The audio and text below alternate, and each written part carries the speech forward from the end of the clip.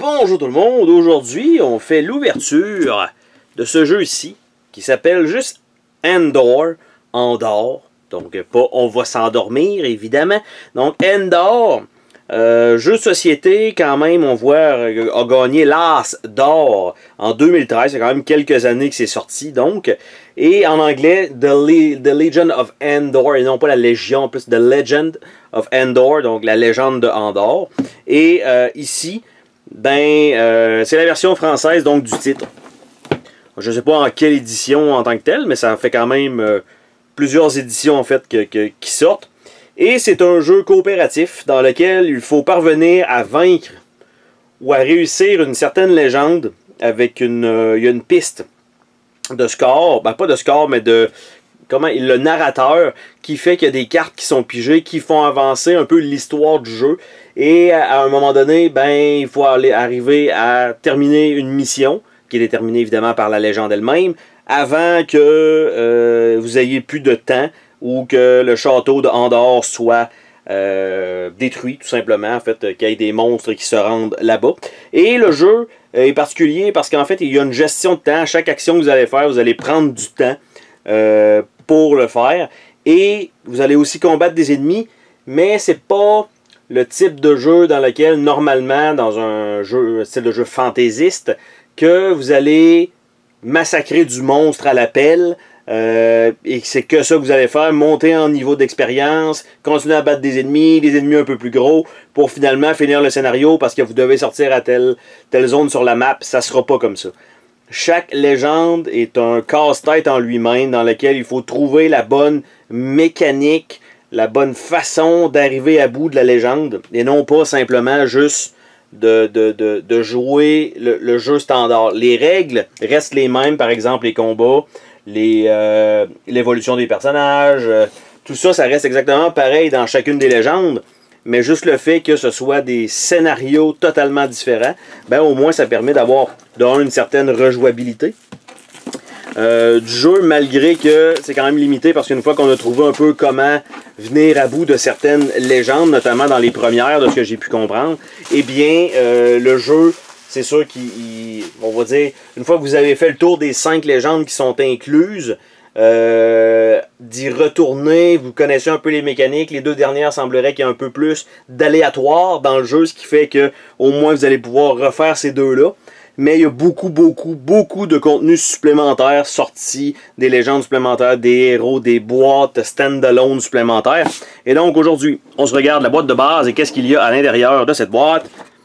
Rien dans le boîtier lui-même. Et ça a l'air de ça, une fois qu'on rouvre tout ça. On a des petits dés qui sont en bois.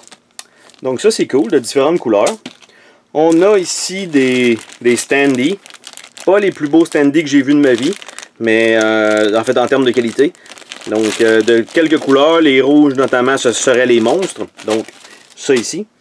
Des jetons qui correspondent donc pratiquement aux mêmes couleurs de dés, donc ça doit être des pions personnages. On a des dés avec des chiffres donc allant jusqu'à 12, mais ça commence à quoi? 6? Il y a l'air d'avoir 2 6. Ouais, c'est ça, 2 6. Un 8, 2 10 et un 12. Donc je ne sais pas exactement à quoi ça va servir.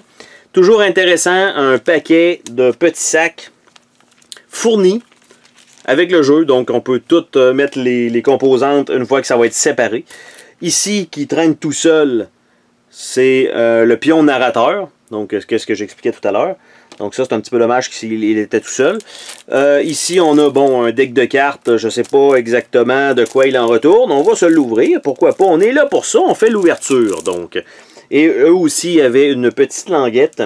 Toujours intéressant, on voit qu'il y a un petit peu plus d'effort. Donc ici, il y a des cartes avec des sceaux dessus, qui est juste du texte. Après ça on a ceux-là avec du vert comme ça, avec un genre d'emblème qui est en grande majorité que du texte, donc c'est pour ça que j'ai pris aussi la version française. Et ceux-là avec le symbole comme ça, c'est aussi du texte. Et est-ce qu'il y en a un autre type? Oui, il y en a des gris. Et c'est aussi, encore une fois, du texte. Donc évidemment, sans trop d'images, il faut apprécier un peu, se donner l'univers fantastique, un peu à la Donjon Dragon. Il faut se créer un petit peu une partie d'univers. Ici, on a des cartes d'un format bizarre, donc c'est pas, j'ai l'impression que c'est un petit peu plus large que le tarot. Et donc, suivre les consignes de cette carte au début de chaque légende, excepté la légende 1. Donc, c'est les cartes de légende, donc avec beaucoup de texte comme on peut voir dessus. Pour l'instant, je pense que ça vaut pas la peine de les regarder parce que ça va être simplement ça. Elles sont juste codées en termes de lettrage et en termes de chiffres. Donc, on a ici un livret complémentaire. Donc, de jeu avec toutes les pièces, avec tous les personnages. Ce qui est très cool, c'est que bon, là, présentement, c'est un jeu qui joue de, je vais dire, de 1 à 4, parce qu'on peut jouer solo vu que c'est un jeu coopératif, malgré que c'est pas indiqué sur la boîte. Et il y a 4 fiches de héros, donc évidemment pour 4 joueurs, mais vous pouvez choisir le côté masculin ou féminin. Donc, c'est quand même intéressant, parce que souvent, dans les jeux de société, ben, les personnages sont un peu genrés. On se ramasse que c'est 4 gars, 2 filles, souvent. Et là, ben, tous les personnages peuvent jouer tous les rôles, et évidemment de tous les sexes. Donc ça, c'est quand même une bonne chose. On a tous les pions donc qui sont décrits ici, avec les règlements, avec beaucoup de texte, sans images. Mais ce qu'il faut dire, c'est que c'est un livre de référence seulement. Ce n'est pas le livret de règles en tant que tel, parce qu'il y a ici le livre de règles d'introduction. Et le livret de règles d'introduction, dis-je, c'est que vous avez donc l'explication des fiches de héros, comment le plateau fonctionne, comment placer la première légende, et vous commencez à jouer immédiatement. Vous n'avez pas besoin du livret complémentaire pour y arriver. Donc ça, c'est une très belle façon de commencer à jouer rapidement. Donc 4 pages de règlement plutôt que d'en avoir 16. Ici, on a les jetons eux-mêmes. On a le dragon en haut qui va être à monter, donc évidemment en carton. Les boucliers avec un aigle ou un faucon. Probablement plus un faucon qu'un aigle. Mais bref, je connais pas trop mes oiseaux, mais c'est pas grave. On a des arcs.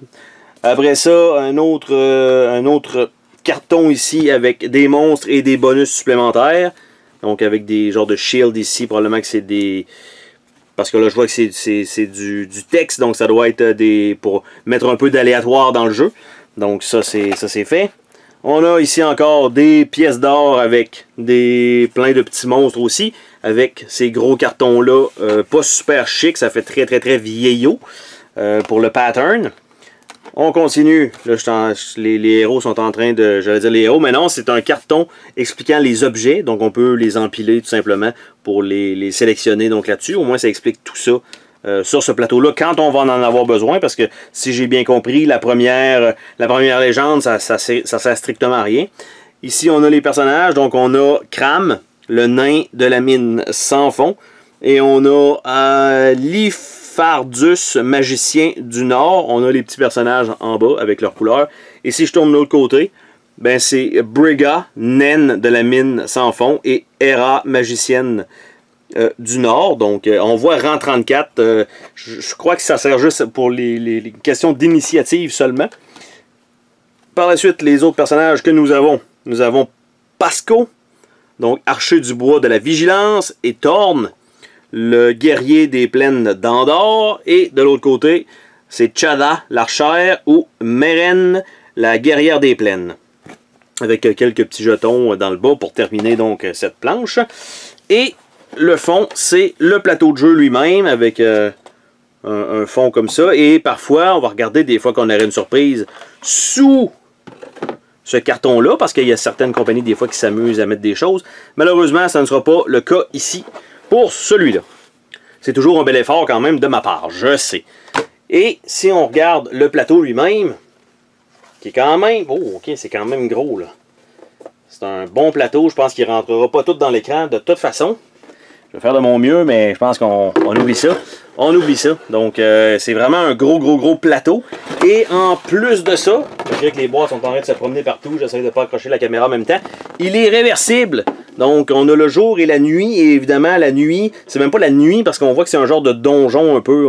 À cause du flair, du glaire, on voit pas trop. Mais ça a l'air d'être un genre de mine.